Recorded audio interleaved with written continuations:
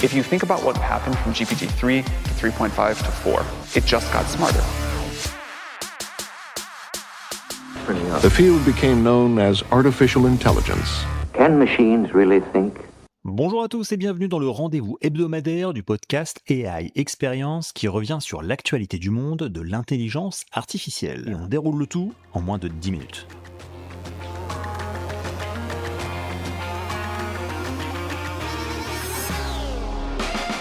Est-ce qu'il faut encore faire confiance aux photos ?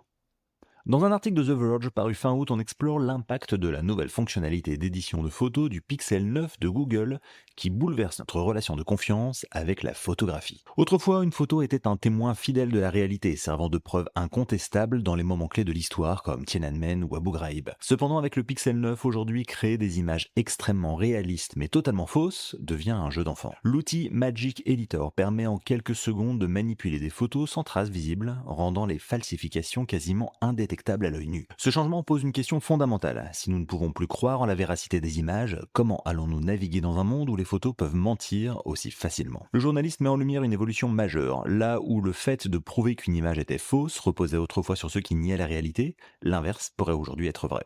Nous entrons dans une ère où il sera de plus en plus difficile de distinguer le vrai du faux, et cette évolution, facilitée par des outils comme ceux de Google, menace de bouleverser notre compréhension même de la réalité. Pour les professionnels des médias, cela signifie une vigilance accrue mais aussi une potentielle perte de confiance publique face à la multiplication des images truquées. La situation devient encore plus alarmante lorsqu'on considère que les protections annoncées par Google, comme le marquage d'IA, semblent aujourd'hui encore insuffisantes. Avec l'arrivée de ce type d'outil grand public, la photographie pourrait bien perdre son rôle de garant de la vérité et cette transformation pourrait remettre en cause la manière dont nous validons la réalité à l'avenir.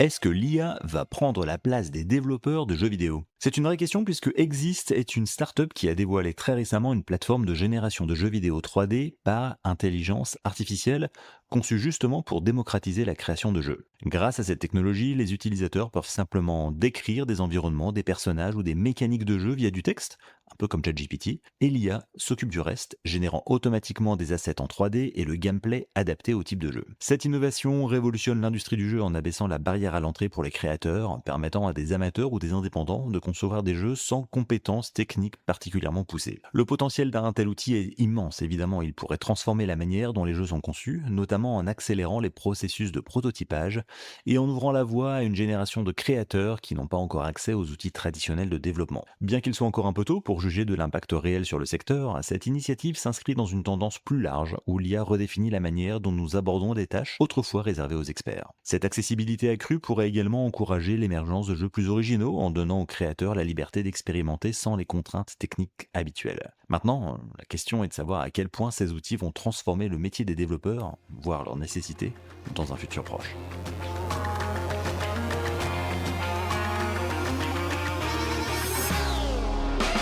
Est-ce que l'IA va tuer l'IA ? Dans un récent article du New York Times intitulé When AI's Output is a Threat to AI Itself, l'auteur met en garde contre un phénomène inquiétant. Lorsque les IA sont formées sur leur propre production, un effet de boucle de rétroaction peut détériorer la qualité des futurs modèles. En fait, les résultats générés par l'IA, qui sont de plus en plus omniprésents sur Internet, risquent de se retrouver dans des données d'entraînement de nouvelles IA, ce qui pourrait aboutir à une dégradation progressive des performances. Sans un apport constant de données réelles, neuves, cette dérive pourrait s'amplifier, rendant les IA moins fiables et plus biaisées. En gros, on est un peu dans le principe de la consanguinité de l'intelligence artificielle lorsqu'elle s'entraîne sur des données qu'elle produit elle-même, car les données originales et nouvelles ont soit déjà été utilisées pour son entraînement, soit sont inexistantes ou non accessibles aux intelligences artificielles. On parle alors de données synthétiques pour désigner ces données générées par l'IA sur lesquelles l'IA s'entraîne. Ce problème pourrait avoir des répercussions dans des domaines critiques, comme la médecine ou l'éducation, où les IA pourraient produire des données erronées ou incomplètes en raison d'une formation basée sur ces données synthétiques. Pour éviter cette situation, les chercheurs soulignent l'importance d'enrichir les IA avec des données de qualité provenant de sources humaines, fiables, tout en mettant en place des systèmes pour détecter et filtrer les contenus générés artificiellement. L'enjeu est d'autant plus grand que les grandes entreprises de l'IA, comme OpenAI et Google, investissent massivement dans des solutions comme le marquage numérique, ce qu'on appelle le watermarking, pour différencier dissocier les contenus générés par l'IA des données réelles, mais ces méthodes ne sont toutefois pas encore infaillibles. Le dilemme soulève également des questions sur l'avenir de l'IA, à savoir comment garantir sa qualité et sa diversité si les sources de données s'épuisent ou deviennent contaminées. Le défi est donc de taille pour le secteur qui devra investir dans des moyens de garantir un flux constant de données réelles et authentiques afin d'éviter de tomber dans le piège de la dégradation progressive de la performance des modèles d'intelligence artificielle.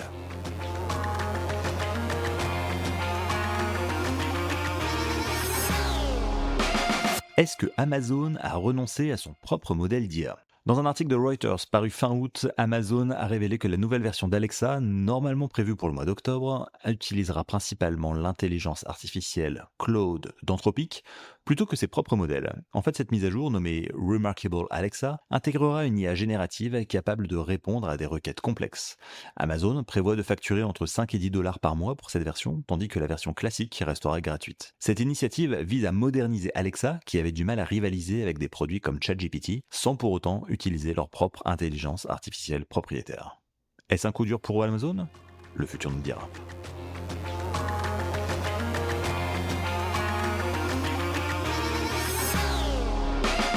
Est-ce que l'intelligence artificielle est une bulle ? Dans un entretien paru dans le journal Le Monde, Cory Doctorow, essayiste, activiste et auteur canadien, met en lumière le caractère spéculatif de l'intelligence artificielle, qu'il considère tout simplement comme une bulle économique. Il estime que l'IA présente des similarités avec la blockchain ou les crypto-monnaies en termes d'investissement excessif et de manque de rentabilité tangible. Il souligne que de nombreuses entreprises, en particulier celles qui développent des grands modèles comme les chatbots d'IA, peinent à générer des revenus suffisants pour compenser les coûts massifs liés à l'entraînement de ces modèles. Cory Doctorow compare cette situation à d'autres bulles technologiques en rappelant que dans les années 2000, les entreprises avaient suivi une trajectoire similaire, suscitant un engouement démesuré, sans apporter de réelle plus-value économique. L'une des préoccupations principales de Cory Doctorow est le problème des hallucinations des IA, c'est-à-dire les erreurs factuelles que ces systèmes peuvent générer. Dans des secteurs critiques comme la santé ou la conduite autonome, ces erreurs peuvent avoir des conséquences graves. Selon lui, l'idée de maintenir un humain dans la boucle pour vérifier les réponses des IA limite fortement les gains de productivité que ces technologies sont censées apporter. En fin de compte, les entreprises peinent à convaincre leurs clients que les systèmes d'IA sont suffisamment fiables pour des cas d'usage sensibles. Il met également en garde contre l'exagération des promesses autour de l'IA, comme l'idée d'une intelligence artificielle générale capable de surpasser les humains dans la plupart des tâches. Il critique l'approche des adeptes de l'IA qui l'accusent de promouvoir un discours exagérément optimiste pour attirer des investissements massifs sans fournir de solutions claires aux problèmes actuels des intelligences artificielles. Cette stratégie, selon lui, pourrait conclure à une bulle similaire à celle des crypto-monnaies ou du métavers où les attentes ne sont pas alignées avec la réalité. Cory Doctorow, qui a observé les tendances technologiques depuis les débuts d'Internet, attire également l'attention sur l'impact potentiellement productif de certaines bulles. Par exemple, la bulle Internet des années 2000 a aussi laissé derrière elle des infrastructures durables comme les connexions par fibre optique et une main-d'œuvre formée à l'informatique. En revanche, il craint que l'IA ne produise que des résidus marginaux avec peu d'applications capables de générer des revenus suffisants pour justifier des investissements massifs. Il reste toutefois optimiste quant à certains aspects de l'IA, notamment le développement de modèles plus petits, open source, comme ceux de Llama de Meta, qui sont accessibles au grand public et qui offrent des possibilités créatives intéressantes. Il mentionne également l'apprentissage fédéré, qui est une piste de recherche qui permettrait d'utiliser la puissance du calcul partagé de plusieurs ordinateurs pour entraîner des modèles d'IA de manière plus efficace. Un entretien très long, très détaillé, très intéressant à lire dans le journal Le Monde.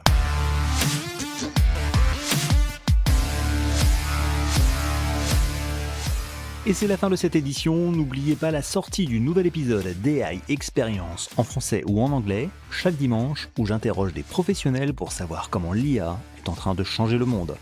En attendant, on se retrouve la semaine prochaine, même heure et même concept. À très vite.